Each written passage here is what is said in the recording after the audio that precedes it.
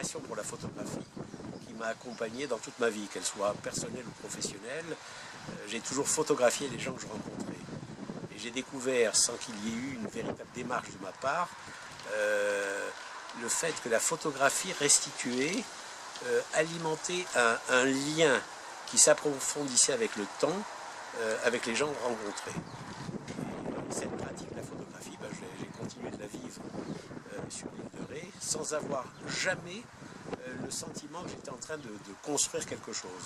Je rencontre quelqu'un, il y a un lien qui s'établit, il y a des anecdotes qui se mettent en place, il y a une affectivité qui se construit, et voilà. Donc je photographie, je demande aux gens l'autorisation de construire, et j'ai toujours eu une véritable éthique personnelle.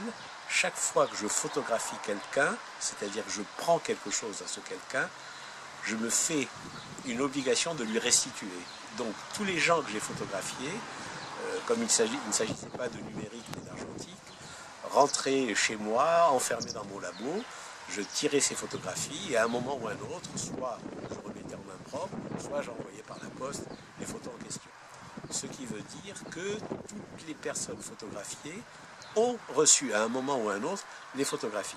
Jusqu'au jour où l'anecdote mérite d'être notée, un de mes amis à Ars me dit « Tu sais que tu as une exposition permanente à Ars ?»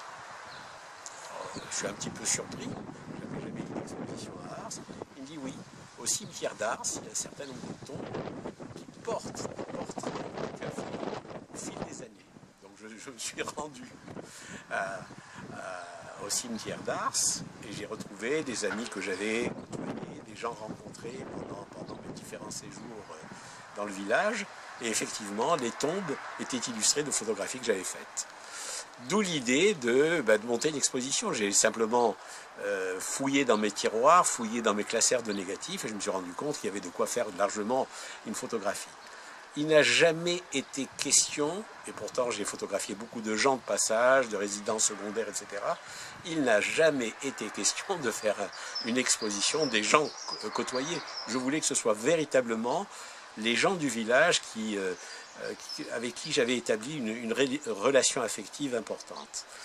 Donc je monte cette exposition, et contre toute attente, pour moi il ne s'est pas agi, Dieu sait si j'ai vu dans ma vie des centaines, probablement des plus grandes expositions photographiques du siècle, que ce soit en France, aux États-Unis ou ailleurs.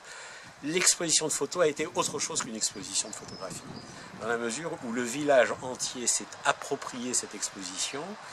Il y a eu un phénomène affectif, un phénomène de mémoire, un phénomène de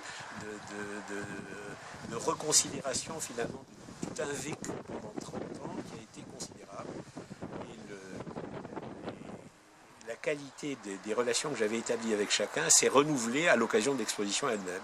Les gens venant en famille, commentant les photos, essayant d'imaginer dans quelles circonstances elles avaient été faites. Et beaucoup de gens ont demandé à avoir des photographies que eux, en direct, n'avaient pas eu des gens photographiés. Donc j'ai offert un certain nombre de tirages, et puis l'idée très vite s'est installée de faire un livre accessible au plus grand nombre. Donc il s'agit toujours d'une grande modestie de conception pour rendre le livre accessible à tous.